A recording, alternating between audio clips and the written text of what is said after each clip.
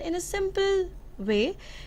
Percentage means percent. That means per 100 what is the value, or I would say out of 100. Percent out of 100 what is the value. So my reference point, or my I would say the base value that I take when I'm finding out percentage is 100. Let's discuss more with the help of an example. So if I say I've scored 40% mark, this 40% means that out of 100, if the examination was of 100 marks, I've scored 40 marks. The same thing can be written in a fractional form. To write a percentage into a fractional form, I would divide the number with 100. Why? Because my reference point was 100. So 40 by 100 is what? The same thing could be written in a fractional form. Solve it. The simplest form you can write 40 by 100 is 2 by 5.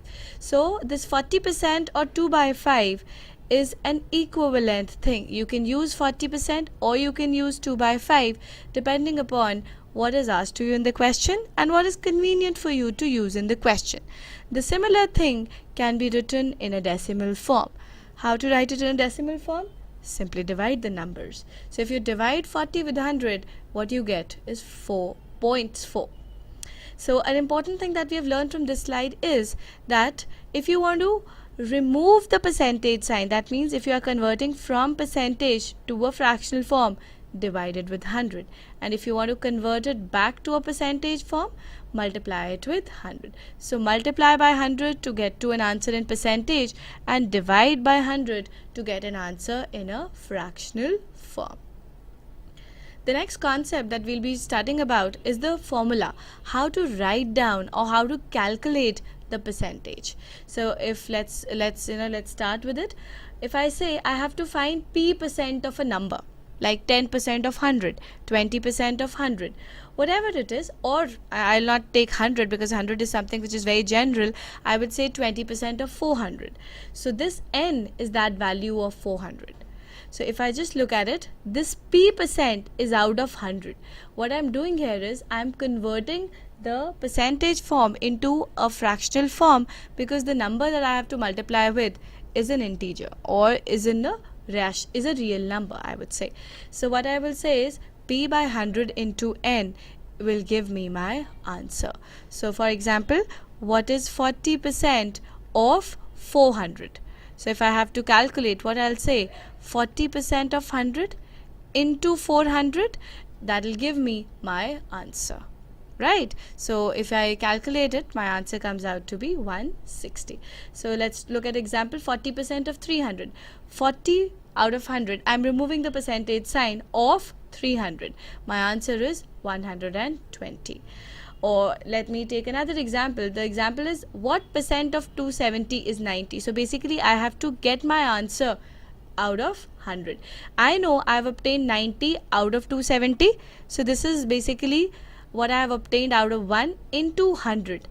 That will give me my answer in percentage. So what I've done is I've basically get the formula as p by n into 100 will give me my answer in percentage. So if I have the value of percentage, I will put it here, multiply it with n to get to a value of p.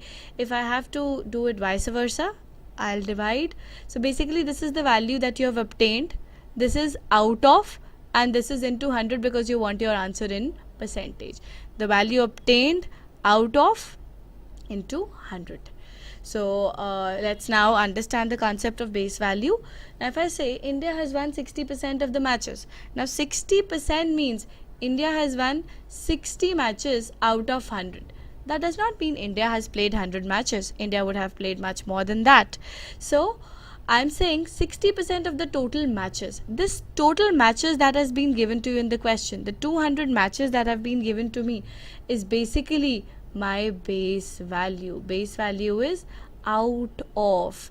I take my base as 100. 100 means that is a reference point. But what is the actual number of matches that he has played or the India has played is basically the base value. So let's take another example. I say 80 is increased by 20%. So my new value will be 80, obviously, plus 20% of what? 20% does not mean 20% of 100. I need to know my base value. So the correct answer would be 80 plus 20% of 80, because my original value is 80. It has increased 20% from the original. So that original value is basically which is taken as the base. So my final answer would be my initial value plus the increment. That will give me 96, which is my final value. So here 80 is basically the base value that I deal with. Next, I've told you that everything which is there in percentage form could be written in a fractional form as well. If you have to write percentage into fraction, you divide it with 100. And if you have to convert it back, what I'll do? I'll multiply it with 100. However, there are some standard values that we remember so that the questions that are given to us in any exam becomes very simple and we can solve them even without using pen and paper. So these are values that I'll have to remember. Fractional, and the same value can be written into a percentage form. Fractional and equivalent percentage form. Equivalent means I use this value or I use this value, my answer would not be impacted. 100, half, that means what? 50%. 1 by 3, 33.33%. Similarly, 1 by 4, 1/4 of a something, that means 25% is the value that I am asking. 25% by 100 is 1 by 4th. 1 by 5th, that means 20%. I multiply 1 by 5th with 100, I'll get my answer. 1 by 6, 16.66. 1 by 7. Now this is very simple. There's some very simple shortcuts that you can use to remember this. 1 by 6, 6. It is 16.666. It goes on. So it's very, very simple to remember this. Now if you have to remember for 1 by 7, what is the double of 7? 14, double of that, 28. So the value for 1 by 7 is 14.28. 1 by 8, if you remember the value for 1 by 4, 1 by 8 value would be very easy for you to remember. It's just half of 1 by 4. So which is 25% half, 12.5. Now this 1 by 9, and if you look at the value which is 1 by 11, they have a very, very interesting relationship between them. 9 and 11 is what you have to remember. 1 by 9 is 11.11 and 1 by 11 is 9.09. So if you have 1 by 9, it's 11.11, and if it's 1 by 11, it's 9.9. So this is some ways that you can remember these values. 1 by 12, obviously if you remember 1 by 6, which I told you was 16.66, half of it is what you can remember. 1 by 14, again 7 you remember, 14.28, half of it. 14 you already have, half of it. 7, double of it, 7.14. So there's similarly there are values like 1 by 13, 1 by 17, 1 by 19 that you got to remember. That if you remember that, obviously you can always find it out in an exam, but if you remember them, your speed will increase. So these are the values that you have to understand. Let's look at the next concept, which is the concept of percentage increase or percentage decrease. So if I look at the formula that we have, see, you have an initial value that you have.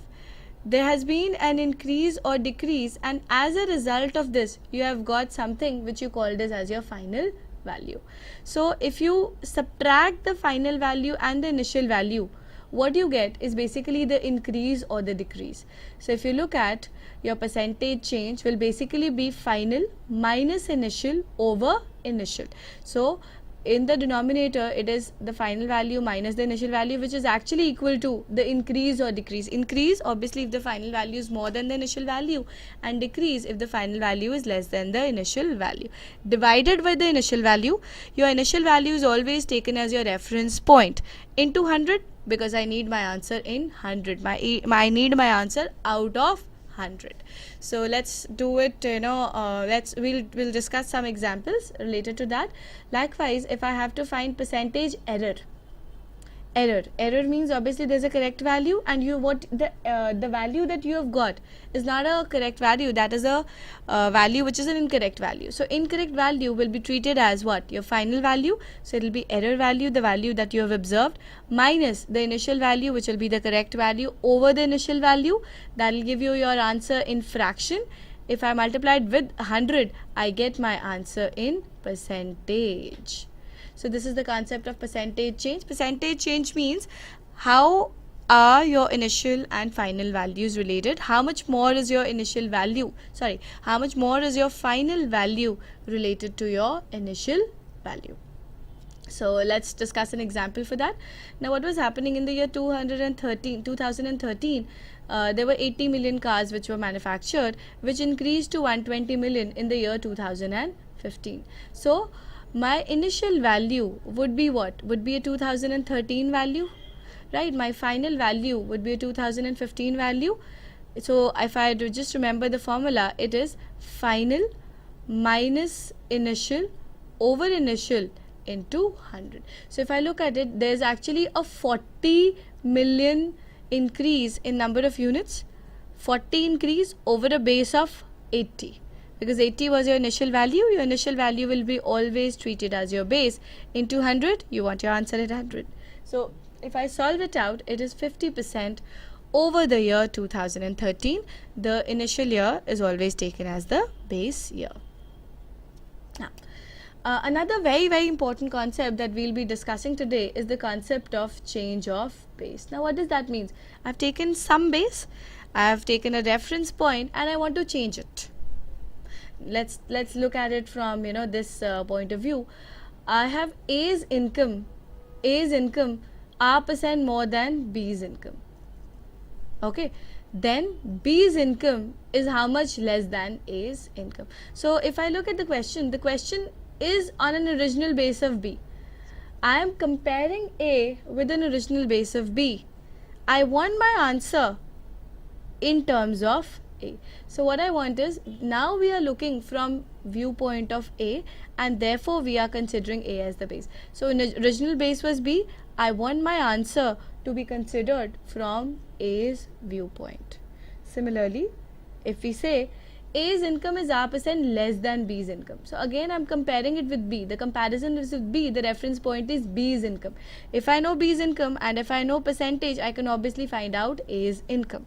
Then B's income, obviously B's income will be more than A because A's income is less than B, right? So B's income will be how much more than A? More than A. I'm comparing it with A. That means A is my reference point. So if I look at this, the original base is B, and now I'm looking from the viewpoint of A. Therefore, we'll consider A as the base. Let's take an example. If I say A's income is 25% more than B's income, how much is B's income less than A? So what I'm doing, my original base was B. Let me call that original base was B, and let me call that income as 100. Now why 100? I know percentage is always out of 100. So the best thing about percentage is you can always assume the base value to be 100 in solving your questions.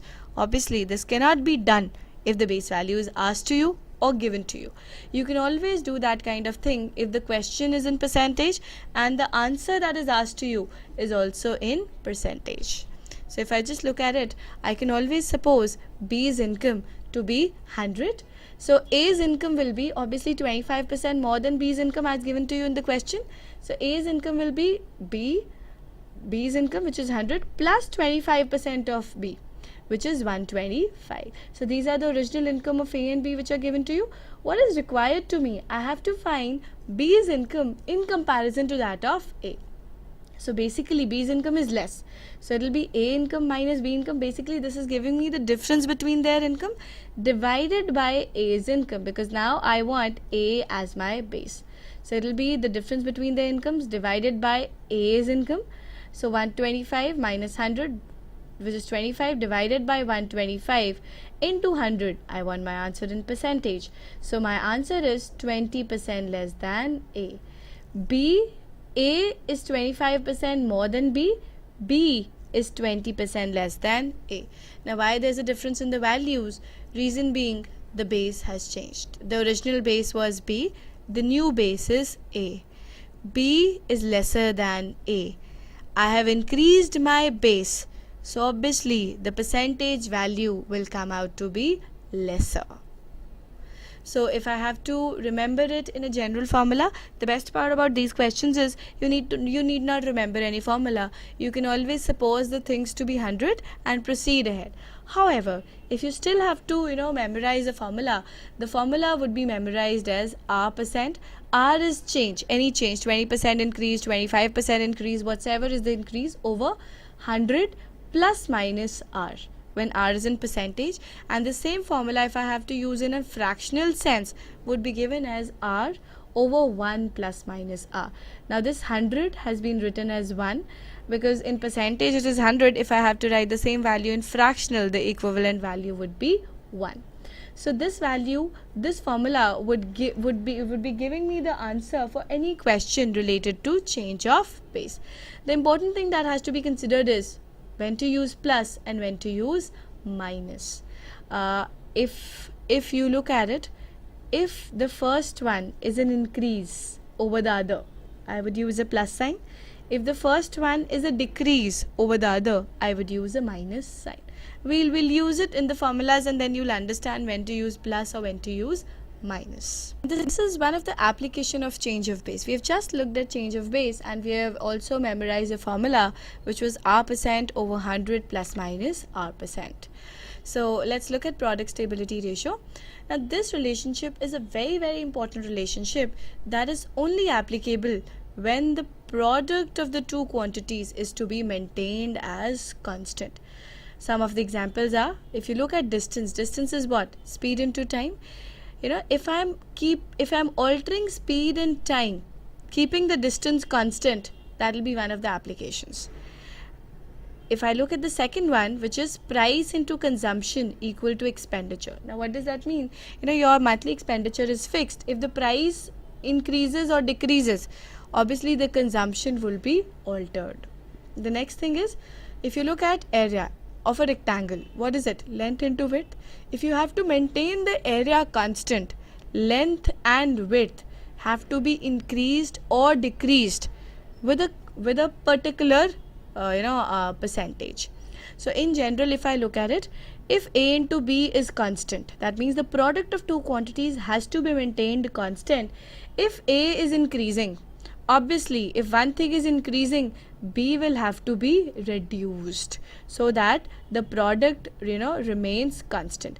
Now if I look at an example, if I increase A with 25% and the product has to be maintained constant, B needs to be decreased by 20% of the original value. For example, you have you are given 1,000 rupees every month for your movie tickets. If the price of a movie increases, you have to only spend 1,000 rupees, right? So your number of movies that you will be seeing would obviously be reduced. So if the price of the movie ticket increases by 25%, the number of movies that you will watch will not reduce by 25%. The number of movies that you will watch would reduce by 20%. So if the product of two things has to be constant, if one increases, the other would be reduced. It will not be by the same percentage. Why? Because my base is changing. The concept that we have just learned. So if I just look at it, if I can remember this table as well if I want. If A becomes, if A increases by 100%, that means if A becomes double, B would become half of the original. Now for example, if I start with, you have 1,000 rupees, right? And with 1,000 rupees, 100 rupees is the movie per ticket, movie ticket, and then you will be able to watch how many movies? 10 movies.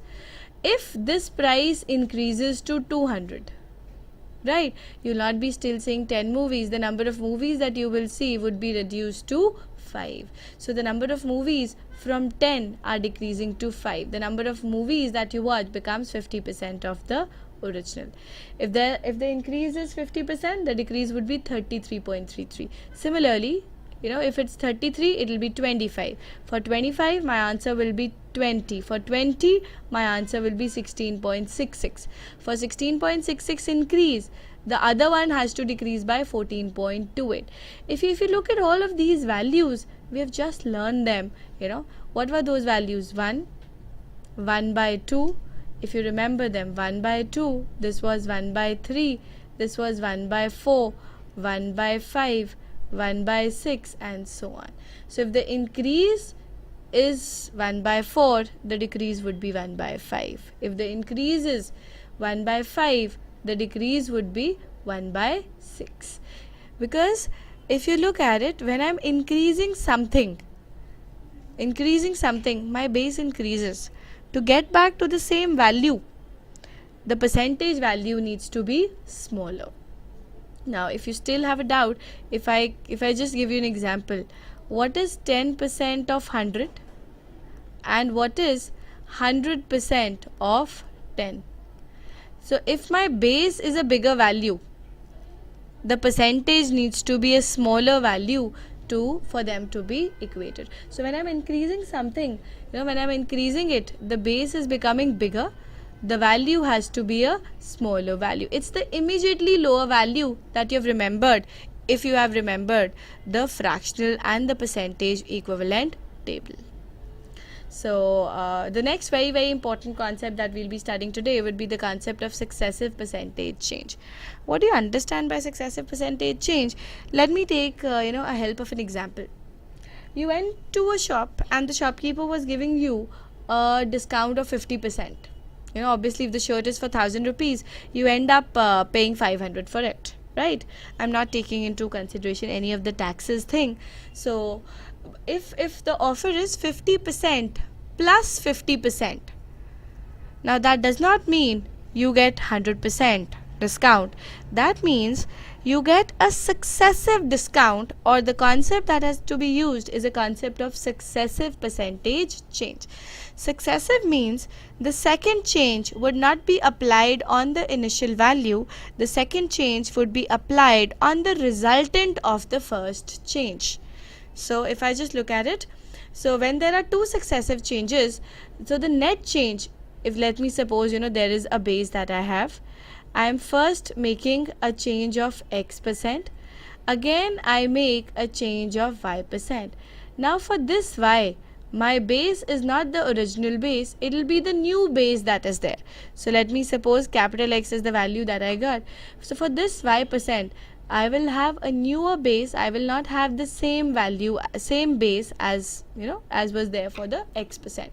So my total answer will not be X plus Y%. X plus Y% would have been my answer if the base was constant. In case of a successive, the resultant of first act as a base for second.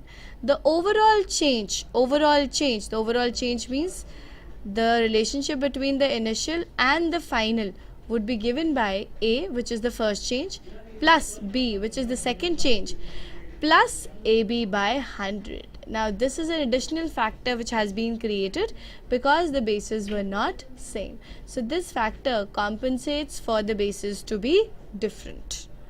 Let's take an example. If the prices of a petrol increases successively by 20 and then by 10. So this 10% increment is not on the original prices. So let me say the original prices were 50 rupees a litre. So this 10% change is not on the original price, but this 10% change is on the newer price, which has been obtained after 20%. So the overall change, instead of writing it down, I would use the formula. The overall change is given by 20, which is the first change, plus 10, which is the second change, plus 20 to 100 by 10, which compensates for the change of base. So the overall change is more than the sum of the individual changes. So if I look at this 32, it is more than the sum of the two individual changes, 20 and 10. I hope this concept is clear to you, because it's a very, very important concept that we have. The last concept that we'll be talking about in today's lecture would be the concept of multiplying factor. This concept will help you solve the questions in a very, very easy way. Let's look at the concept and we'll understand it with the help of an example. If I say A is 40% of B, so that means I will write A as 40% of B. Here B is my reference point. B is what I am taking as my base. So can I write in a decimal form as A as 0.4 of B? A is 0.4 of B. So that means I can write this 0.4 as 1 minus 0.6. Can I say A is 60% less than B? A is only 40% of B. So that means A is 60% less than B. Let's take another example. Now I say A is 40% more than B. So what will be the value of A? B plus 40% of B. So A here becomes 1.4 times of B, which also means I can say I can multiply this 1.4 in a decimal form into 100 and get it into a percentage form as 140% of B. So A is 140% of B. Here these two values 0.4 and 1.4 basically refers to multiplying factor. So if I look at multiplying factor, it tells me the relationship between the two things. This is basically, if you look at it, this is your original base, this is the thing in terms of the original base. I can treat A as the final value and B as the initial value. Now in general, if I have to write a multiplying factor, it will be 1, which refers to the original value, plus minus. Obviously if it's an increment, the final value will be more than the initial. If it's a decrement, the final value would be less than this thing. Now 1 is in fraction, this r has to be converted into fraction to get to an answer. So multiplying factor is 1 plus minus whatever is the percentage change that you have divided with 100. So percentage value, if I have to find using a multiplying factor, final value is initial plus r percent of initial. I can take initial as common. The value that I'll get would be the value that I can write it down would be 1 plus r by 100. So basically this is multiplying factor that tells me the relationship between the final and the initial value. In a simpler terms, multiplying factor is how many times final value in relation to initial value. How many times of the initial value is your final value? So if I just go back and talk about the 1.4 factor, that means final value is 1.4 times of the initial. Or if the multiplying factor was 0.4, final value is 0.4 of the initial. That is the meaning of multiplying factor. So if the multiplying factor remains the same, I would say if the percentage change, if r value remains the same, it will be the same multiplying factor that I will have for all the years. If the value of percentage change keeps on increasing, the multiplying factor will also keep on varying. So this will be the multiplying factor for the first year, this will be the multiplying factor for the second year, this will be the multiplying factor for the third year. And as you know, multiplying factor gives me the relationship between the initial and the final.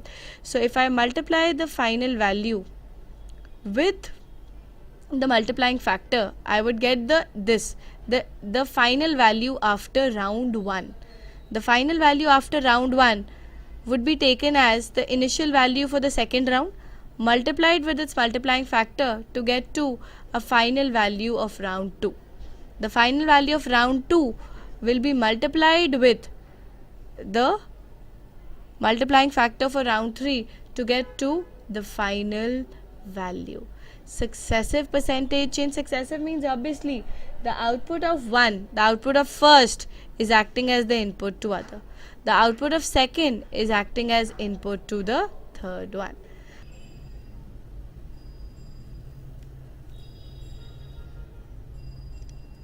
Let's look at some of the examples related to the topic. The first is, you are given x and y. A is x percent of y. So if I just calculate, it will be x y into 100. B is y percent of x. Again, if I calculate it, it will be xy by 100. The question is asking you which of the following is true. If I look at both the values, a and b turn out to be equal. Let's look at another question. A's income is 70% of B. So I need to know B's income to find out A's income. B's income is 50% of C's. I need to know C's income to find out B's income. If C's income is 1 lakh, it is given to you that C's income in the question is given to you as 1 lakh. So I can find out now B's income. If I look at B's income will be 50%. 50% means half of 1 lakh. B's income comes out to be 50,000. A's income will be 70% of B's income. 70% of B's income is what is asked to you in the question. So just solve it out. It comes out to be 35,000. That is the question which is asked to you. You have to find out A's income. Another question. In a basket of fruits, 60% are mangoes and the remaining are apples. 25% of the apples are green and the rest are red. Of the mangoes, 80% are red and the rest are green. What percentage of the green fruits are mangoes? Now the best thing about the percentage question is, if your values which are given to you in the question are percentage and the answer is in percentage, you can assume the things to be 100 and follow the question. So what I'll start with is, there are 100 fruits that are there.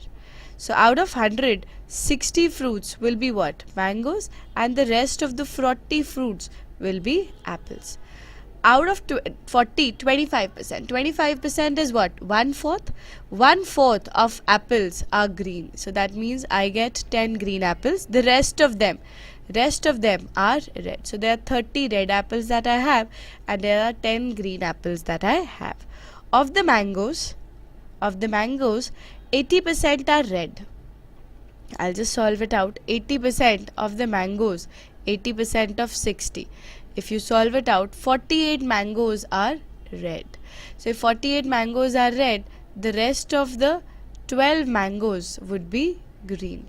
So the question is saying, what percentage of green fruits are mangoes? So there are total of, if you look at it, what percentage of the green fruits are mangoes? There are total of how many green fruits? 22. There are a total of 22 green fruits that I have, out of which 12 are mangoes. So I'll have to solve for the value which is coming out to be 54.54. So if you just solve it, you will get your option as. Anyways, if you don't want to solve it, just look at this 22. What is half of 22? 11. So that means the numerator is more than half, and it is not way apart from 11. It is just close by 11. So obviously my answer will be little more than 50. The answer which is there in the option close by is 54. I may not even calculate it. I can just look at the options and eliminate the options to get to the right answer. Another question. Since the price of the mangoes decreased by 25, I can purchase 4 more mangoes for rupees 60. What was the original price of one mango? If you look at this question is like price of a mango into quantity. Price per kg into quantity is the expenditure that I have to do, which is what? Which is fixed. So I can apply the concept of product stability ratio. If the price is decreased by 25%, the quantity would increase by 33%. Now what is 1 by 25? 1 by 25 is 1/4. So the other thing would increase by 1 by 3. If you don't remember this, I hope you would be able to recall the formula, which is R over 1 plus minus R. So the first change is 1 by 4. The second change is what I have to find out. Now the only thing that I have to look at is what will be the sign, plus or minus. The first change is decreased, so I will put a minus sign. 1 by 4 over 3 by 4. My answer will be 1 by 3. 1/3. So with 1/3 more quantity, I have been able to buy 4 more. Now 1/3 of something is 4. So that means the total has to be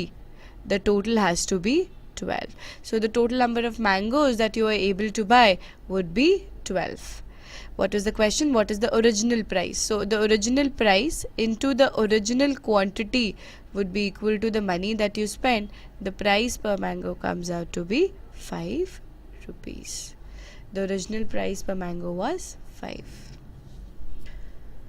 Another question. If the side of a square was increased by 25, the area would have been increased by how many percent? This is an example of successive percentage change or increment over an increment. If you know the formula for area, area is given by side square. So it's basically side into side. There are two changes which are happening. First change is 25%, and again the other side, that means the length and the width, both are increased by 25%. The answer would be 25% into 25 plus 25 plus 25 into 25 by 2. The formula that I'm referring to, it is 100.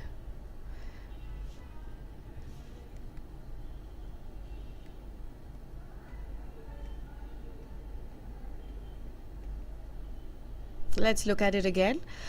So if I look at it, the first change is 25, the second change is again 25, the third change would be 25 into 25 by 100. The formula that I'm referring to is A plus B plus AB by 100. So my total answer would be more than 50, right? So the only option that I have which is close by is this. Still it will be 50 plus 6.25, which gives me an answer of 56 plus 25%.